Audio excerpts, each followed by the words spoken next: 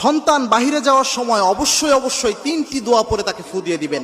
আমাদের অনেকের সন্তান স্কুল কলেজ বিভিন্ন জায়গায় যায়, অনেক মায়েরা এ সময় কি পরে ফু দিয়ে দিবে সন্তানকে? বাহিরের হাজার বালা মুসিবত, রোড ঘাটে অনেক সময় অ্যাক্সিডেন্ট হয়, এগুলো থেকে নিরাপত্তার জন্য সন্তানকে কি পরে ফু দিবে এটা অনেকেই জানে না।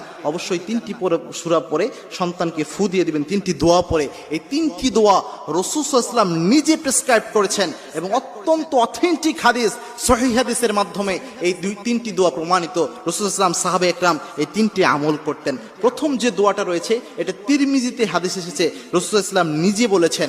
আল্লাহর হাবিব সাল্লাল্লাহু আলাইহি ওয়াসাল্লাম বলছেন, যখন তোমাদের কেউ ঘর থেকে বের হয় তখন যেন ওই ব্যক্তি পড়ে বিসমিল্লাহি তাওয়াক্কালতু আলাল্লাহ ওয়ালা হাওলা ওয়ালা কুওয়াতা ইল্লা বিল্লাহ। এই দোয়া পড়ে যেন নিজের মধ্যে ফু দেয়।